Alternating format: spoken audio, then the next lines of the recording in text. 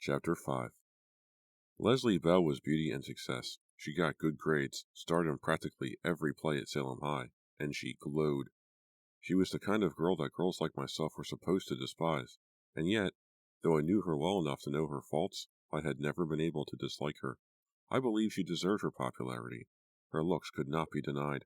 Her blue eyes were brilliant by day and sparkled at night.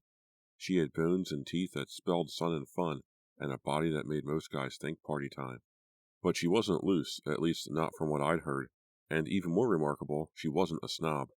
Once when I sprained my ankle and had to hobble around on crutches, she carried my books to and from the classes we shared, and she performed the service without making me feel self-conscious.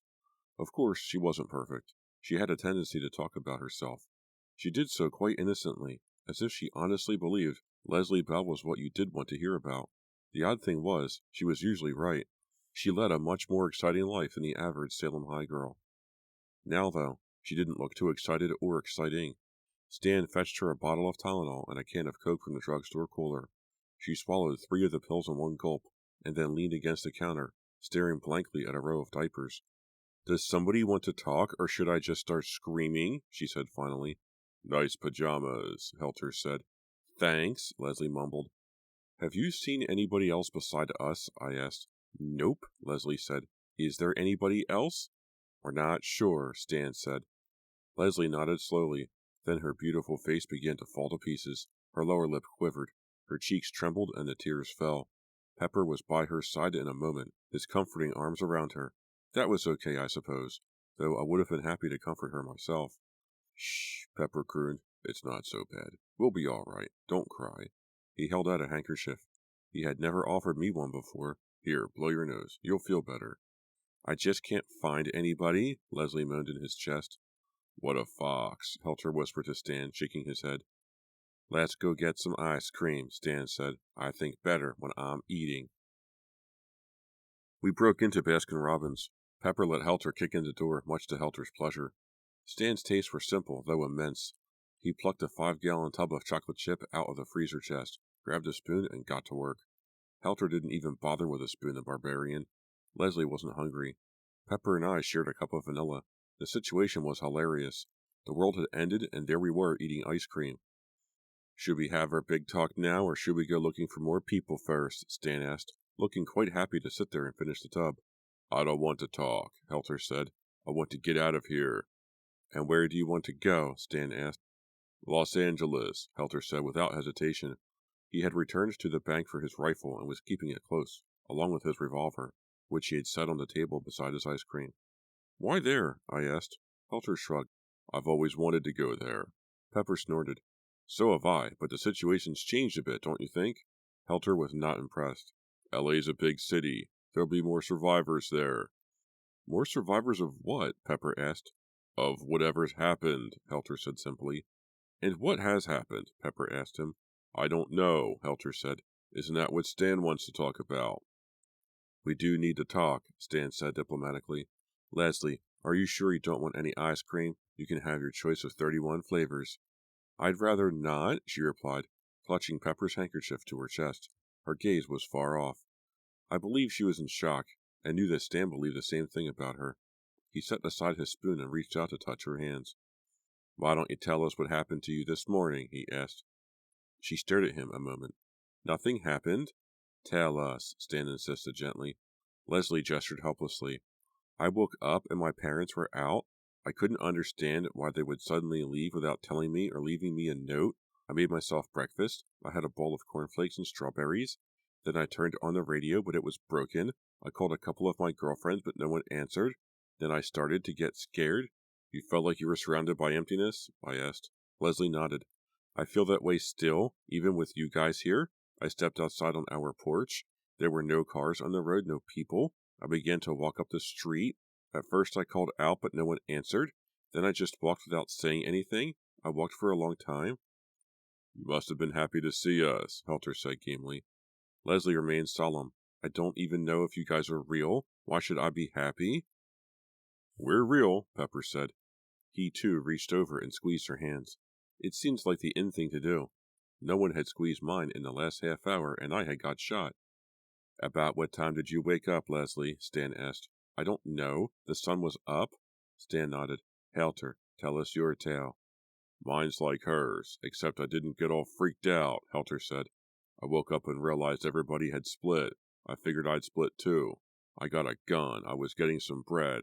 I was heading for the coast. Then you guys showed up. And you decided to shoot us, Pepper said bitterly. You startled me, all right, Helter said. I told you I was sorry. You never said you were sorry, I said. Well, so what, Helter said. It was time to be sorry with all this weird crap going on. What time did you get up? Stan asked Helter. A little after 8, Helter said. You guys said you were out of town this morning when this change happened, Stan said to me and Pepper. Give me more details. Where exactly were you? We started off in Foster, Pepper said. What were you doing there? Stan asked. We were visiting friends, I said quickly. What time did you leave Foster? Stan asked. Pepper glanced at me. About 6, I said. Were your friends up when you left? Stan asked. Yes, I said, thinking of the doctor and nasty nurse. You saw them? Stan asked. You talked to them? Sure, they were awake, I said. Why? Have you tried calling them since you left Foster? Stan asked. No, I said. Do you want to try? Stan asked. No, I said. I mean, I know they won't be home. They told us they were going out. Stan paused. He was sharp. I could tell he suspected I was hiding something. What did you do after you left Foster? He asked. We drove straight here, I said. Who drove? Stan asked. I did. What did you do, Pepper? Stan asked. Nothing. Dozed off. Stan was interested. Did you sleep the whole way back? No, Pepper said. I woke up when we got to that gas station out on 37. You know the one? Yeah, Stan said. What time was that? Close to 8, Pepper said. There was no one at the station. We thought it had been robbed. And from there you drove straight into town? Stan asked. Yeah, Pepper said. What are you getting at? I'm trying to find a common denominator, Stan said. Roxanne, was the sun up when you left Foster? No, but there was light in the east. Did you see anyone while driving back? Stan asked. No, I said, then paused. Wait a second, there was a hitchhiker. I saw her way ahead of me on the road. She was standing in the glare of the rising sun, but when I got to where she was gone. What do you mean? Stan asked. Did she dash off the road? I suppose. Like I said, I had the sun in my eyes. I just blinked and she was gone. It's funny. At the time, I thought I might have imagined her, but I remember her hair. It was long and red, bright red in fact, and she was wearing a long black coat. Where was this? Stan asked. In the middle of the desert, I said. Halfway between here and Foster. Did she look like anybody you knew? Stan asked. No, I said. This is interesting, Stan said. What? Pepper asked. Several things, Stan said. Roxanne was the only one who was awake when the change occurred. The rest of us were all asleep. So? I said. That could just be coincidence. Maybe, Stan said. But let me point out something else that can't be coincidence. Look at the 5 of us here. What do you see? Do we have to include Helter in this question? Pepper asked. You just watch your mouth, Helter growled. We're all about the same age, I said, stunned that I hadn't seen the truth earlier. We all go to school together. Exactly, Stan said. Why? Why is it that the only 5 people left in town happen to know each other? What do we have in common? I don't get it, Pepper interrupted. Who cares? I want to know where everyone's gone. That's the question we should be asking. Stan shook his head. What if everybody's gone nowhere? Huh? Helter said. Naturally, we assume something has happened to everybody else, Stan said. But what if we have it backward? What if something happens to us? There was a moment of silence, a profoundly deep silence that could not normally be found on the planet Earth. The only sound was a low whistling of the wind that we could hear through the open door. Raising my eyes to the sky, I noticed something else. There are no birds, I said. Who cares about the birds? Helter asked. No, it's true, Pepper said, staring out through the plate glass window of the ice cream parlor. I haven't seen a bird since I woke up at the gas station. Stan nodded grimly. I haven't seen any dogs or cats or even bugs. I suspect if we took a sample of our skin, we wouldn't find any bacteria. Helter looked disgusted. I sure as hell hope not. My point is, all living things have vanished, Stan said, except for us and perhaps a few more people in town. But to tell you the truth, I'm not sure if anyone's vanished, except us. Are you saying that we're no longer on Earth? Pepper asked. That we've been picked up by a flying saucer? Maybe, Stan said. Pepper snorted. That's the most idiotic suggestion I ever heard. I'm surprised at you, Stan. Since we're in an impossible situation, Stan said, not taking offense, we must be open to all possibilities. How many of you have heard of the Bermuda Triangle? Are those new bikinis that show off a girl's butt? Helter asked. I patted Helter's hand. I don't think you got that one right. It's an area in the ocean near Bermuda where a lot of planes and boats have disappeared, Pepper said. Yes, Stan said. Until yesterday, I would have said the Bermuda Triangle was impossible, but now I'm not sure. What kind of world are we in right now? An empty one? Its emptiness is selective, then. There are no people or animals or insects, but there is food. There's electricity. This last point is interesting. Who's running the power stations? Maybe no one, I said. Maybe the power is just on for now and it will fail later. I shuddered at the thought, because now it was day. The sun was out and we were together, but come night, it could be very dark and silent. It was strange how the silence preyed on my mind more than the emptiness. They weren't the same, I knew. Not at all. That's possible, Stan said, but my point is we appear to be in the same world we've always been in, but with a few important differences. He paused. I wonder if we haven't fallen into our own Bermuda Triangle. You mean like another dimension? I asked. Yes, Stan said. What does another dimension mean? Helter wanted to know. In a sense, nothing, Stan said. You don't understand something just because you give it a name, but I think it's worth talking this way because I can tell you right now that we're not going to find a logical explanation for our predicament. Everyone in the world simply does not disappear overnight. You're depressing me, Helter complained. Then let me give you some encouragement, Stan said. If we've fallen into another dimension and we can figure out how, we might be able to climb back out. Hold on a second, Pepper said. I'm not ready to accept this other dimension theory until we've looked at others. Go ahead, Stan said. I don't know any others, Pepper said. You suggest some. Flying saucers could have swooped in during the night and beamed everyone aboard except us, Stan said. Be serious, Pepper said. I am being serious, Stan said. You're not accepting the fact that this phenomenon is worldwide. That being the case, all our theories would have to be ridiculous. Could we just be dreaming? I asked. This is no normal dream, Stan said carefully, considering the idea. I certainly feel like I'm awake. Then again, dreaming people often do. We must be dreaming, Leslie whispered, and there was suddenly hope in her voice. She sat up in her chair, and there was color in her cheeks. Yet I couldn't say I preferred her wide-eyed look to the flat one of a moment ago. We can just wake ourselves up, she exclaimed. Leslie, I said. No, Rox, she said, jumping to her feet. It makes sense. We'll all pinch ourselves, and we'll wake up in bed. Her voice cracked as she laughed. We won't have to worry about aliens and spaceships. We'll just roll over and turn off the alarm. We could try that, Leslie, if you want, Stan said, obviously concerned. But I don't want you to get upset if it doesn't work. We have to be. It will work, she interrupted, but we have to do it together. Come on, you guys. Let's get ready to pinch our arms on the count of 3. 1. I wouldn't mind pinching other things, Helter muttered to Pepper. 2.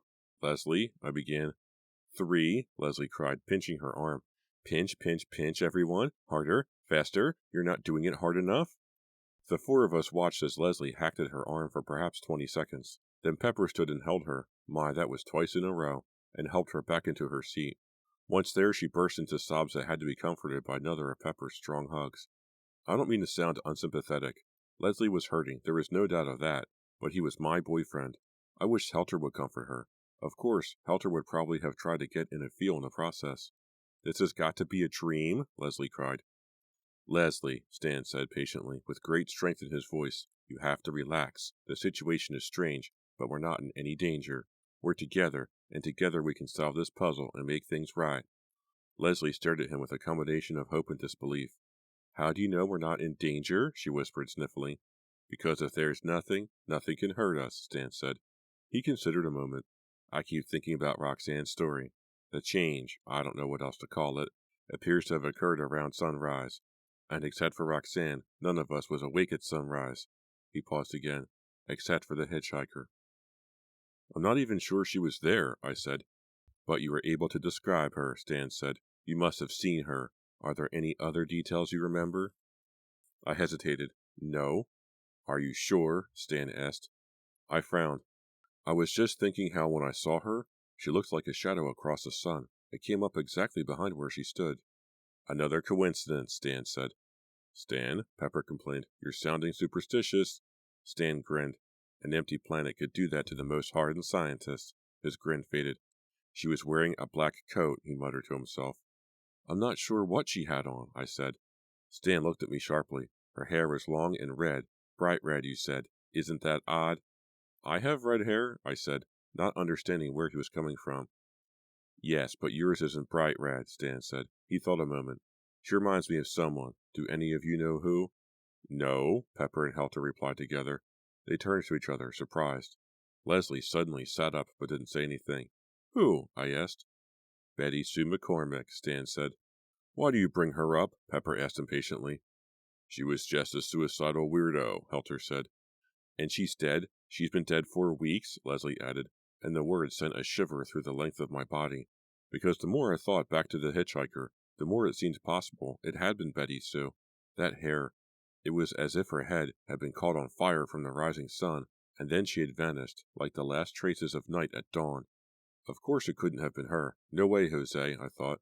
She died in a raging fire, Stan said. I heard there were hardly any of her teeth left to identify her by. The four of us were incredulous.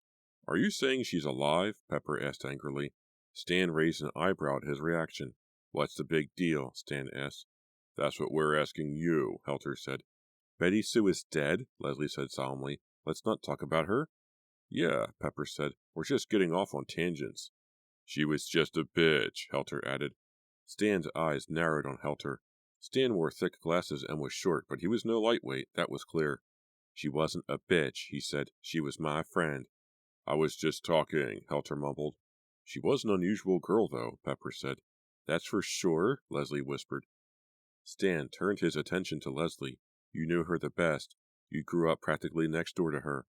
So what? Leslie snapped. I told you. I don't want to talk about her. Why not? Stan asked, and he stopped her before she could reply.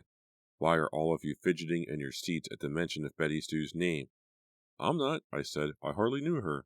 But the rest of you knew her, judging by your reactions, Stan said. Come on, let's speak our minds. What's the big deal?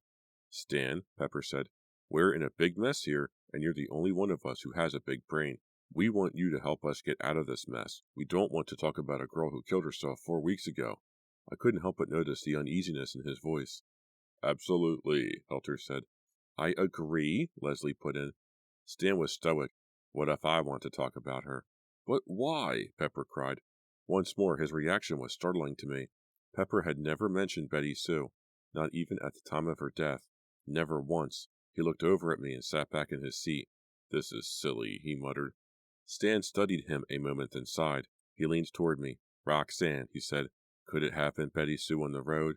No, I said. She's dead. What if she wasn't dead? Stan said. What if she faked her death?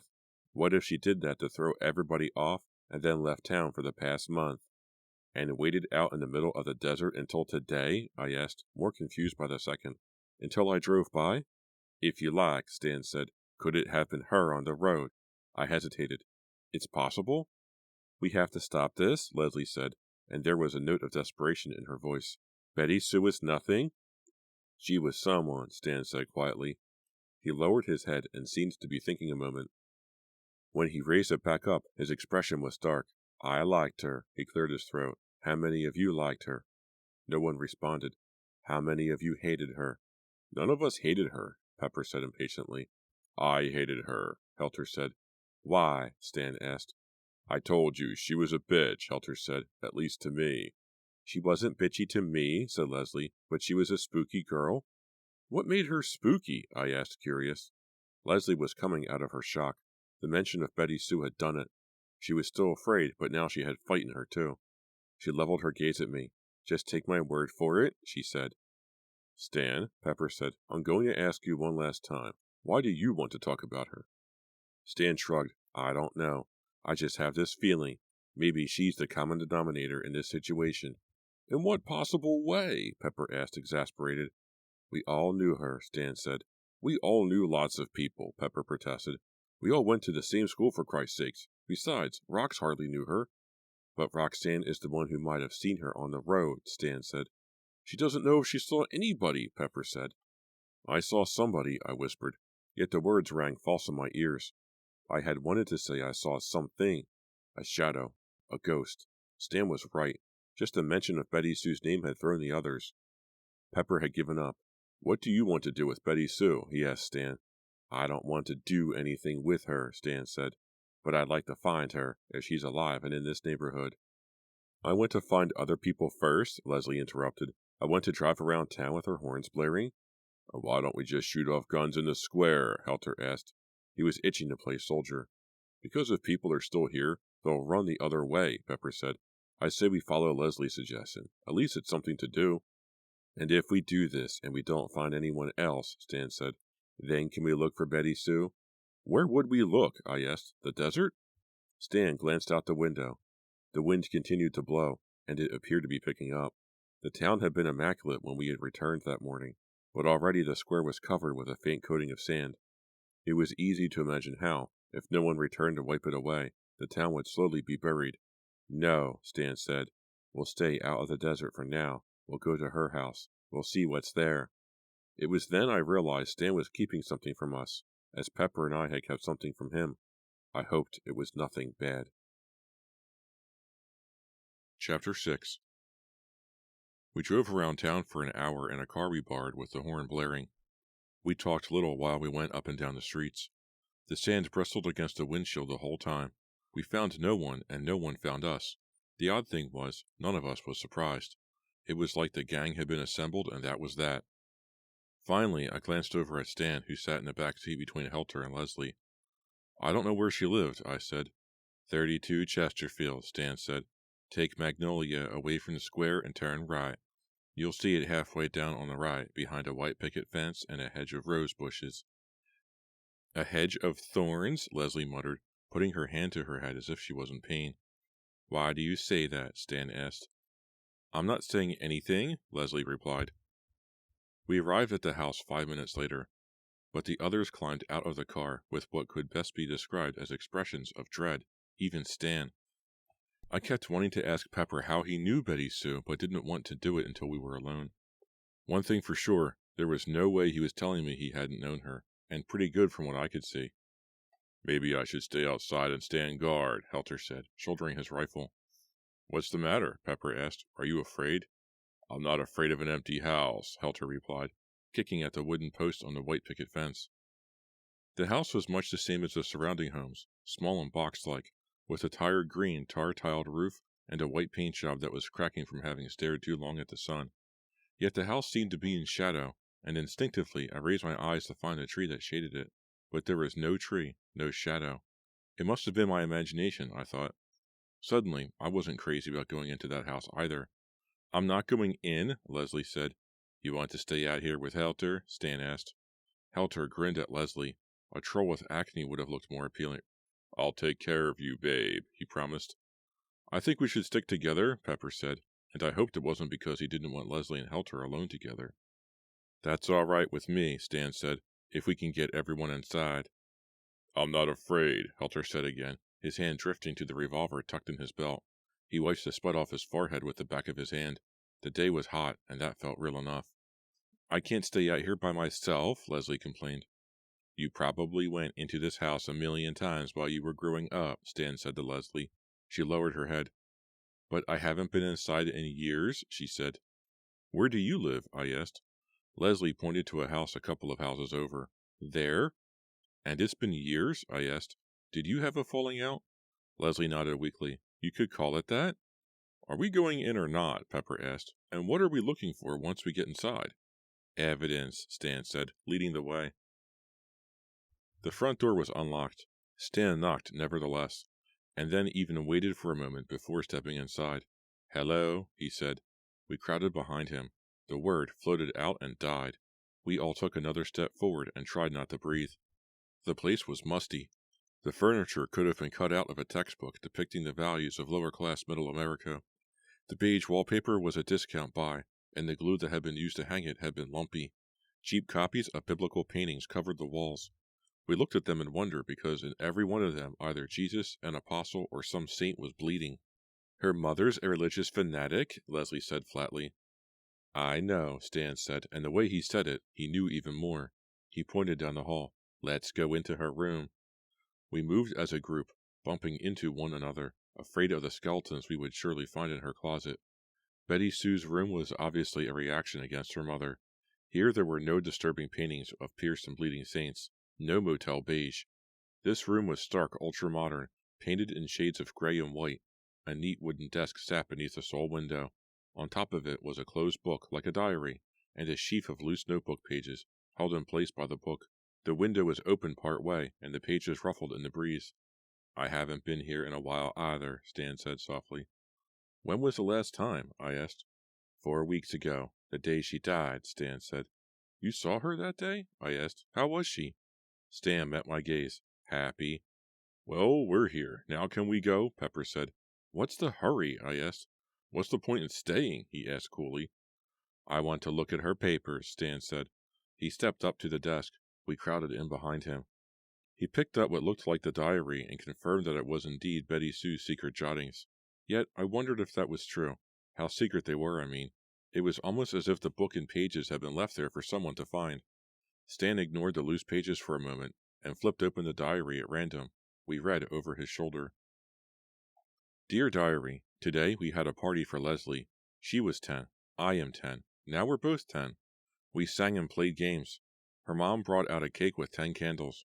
We told her to make a wish and she did, but she wouldn't tell anybody what it was because she said it wouldn't come true. But she smiled at me as she said it. She knew she'd tell me, and that Fat Freddy would make it come true.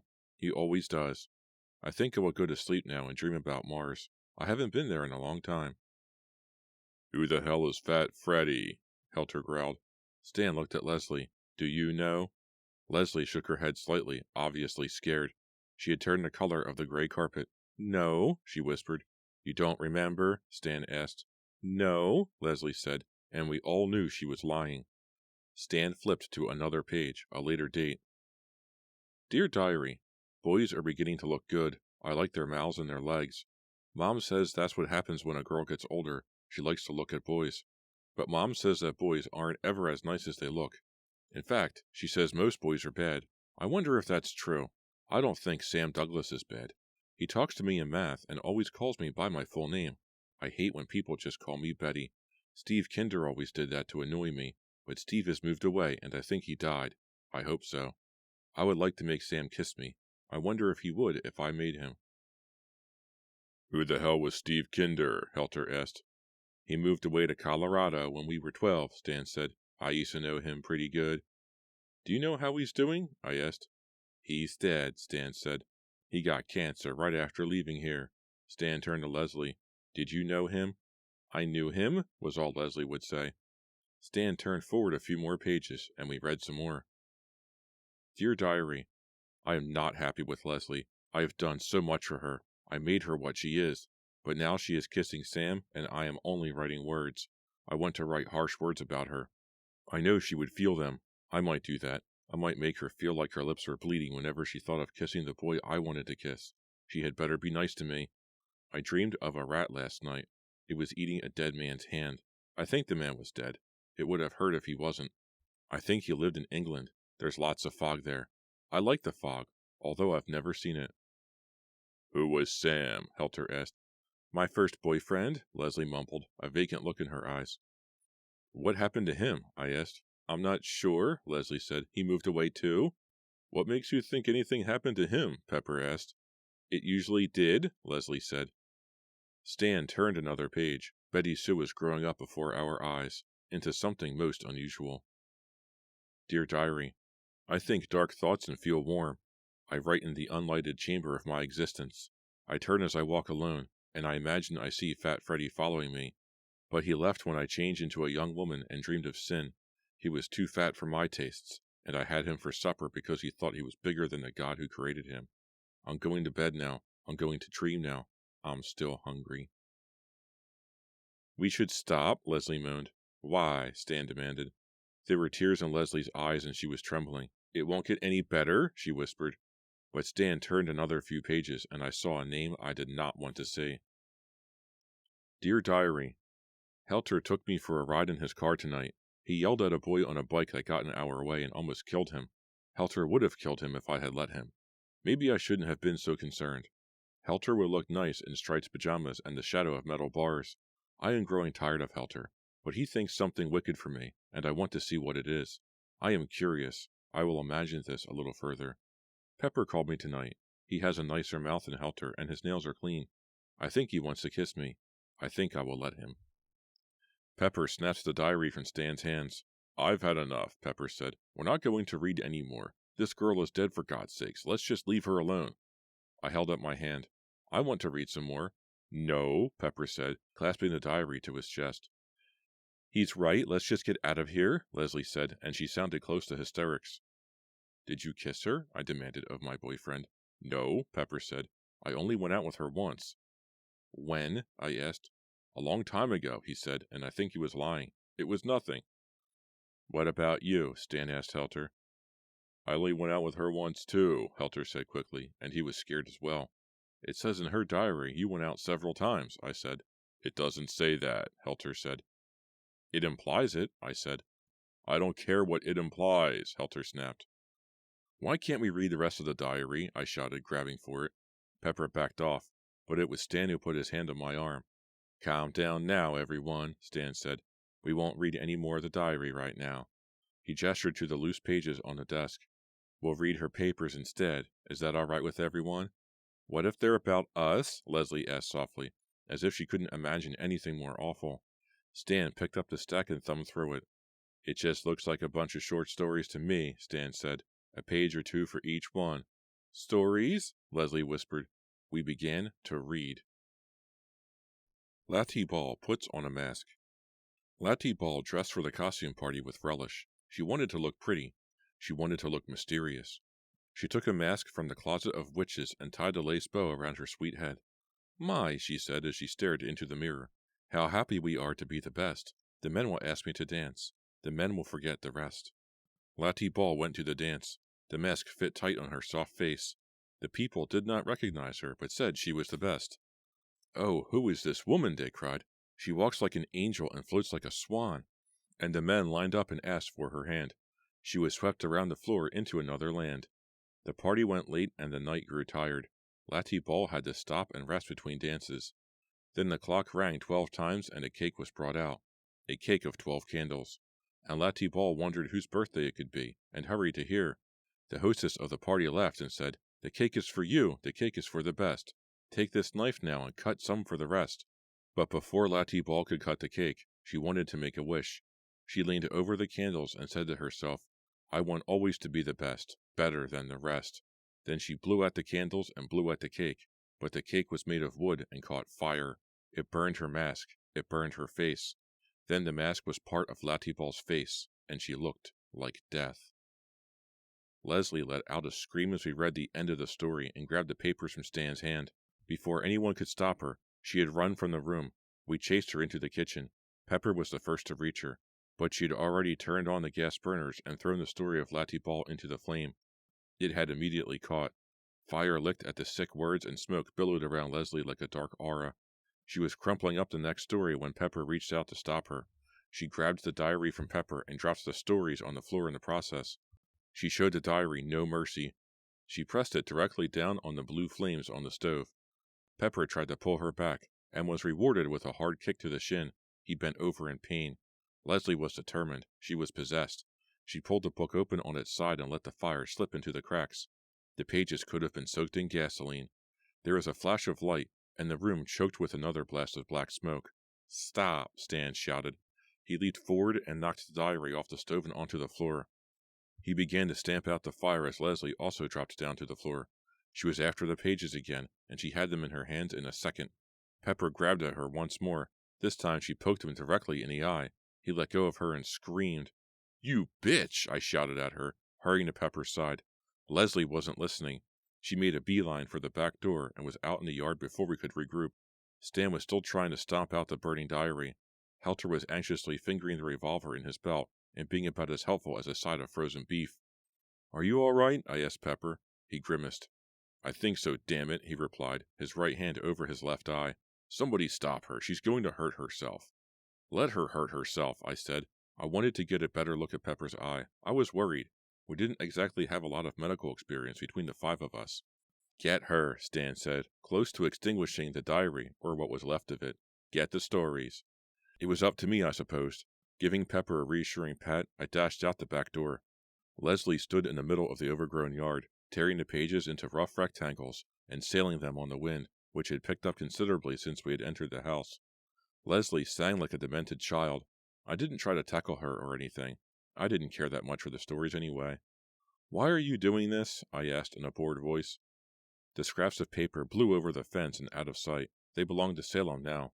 Leslie stared at me gleefully. We're safe now, she babbled. Betty Sue can't get us? Betty Sue's dead, I said. She was never going to get anybody.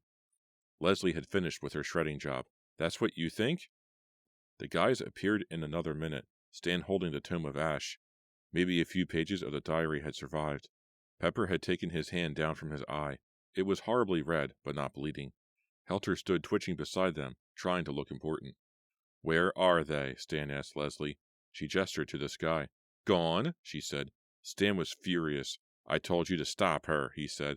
Why? I asked. I didn't want to read any more of that crap. I glanced at Pepper. I was more interested in her true life experiences. I only went out with her once, Pepper said again defensively. Why did you destroy the stories? Stan asked Leslie. She studied him as if he were slow. You were her friend too, she said. You knew what she was? I didn't know her as well as you think, Stan said. Why did the story of Latty Ball make you berserk? Leslie shook her head violently. I can't talk about it. I'm not going to talk about her. I'm going to leave this town. She stared at Stan defiantly. Don't try to stop me. Stan shrugged. Whatever you want. Leslie turned to Pepper and tilted her head back, sizing him up. I hated her in that moment. I knew what she was going to say. The trouble was, I didn't know what my boyfriend would answer. Do you want to go with me? Leslie asked Pepper. Pepper glanced uncomfortably at me and then at the ground. Do you want to go, Rox? He asked. No, I said, my voice cold. But don't let me influence you. Pepper's head snapped up. I told you, I'm with you, I said. Tell her then, I said. Sorry, Pepper said to Leslie. His response surprised her. She shook off the rejection with a toss of her beautiful blonde hair. She eyed Helter next. How about you? Leslie asked. Want to come? Helter was interested. The empty world was giving him a sexy blonde all to himself to play with. What would we do? He asked. Go to L.A., she said. Have fun? Helter nodded vigorously. I'm in. This place sucks anyway. And what will you do in L.A.? Stan asked. We'll live, Leslie said crossly, which is more than I think you'll do here. Stan took a step toward her. You have to tell us what you think is going on here. We have to work together. Leslie was resolute. No. Can't you at least tell us why these stories scared you so much? Stan said. Leslie smiled at the question. It was a curious smile, because it was full of despair, without a hint of joy in it. She hung her head then, and her hair fell forward, casting a shadow across her blue eyes, the ones that had sparkled in the dark. You'll find out, she said simply.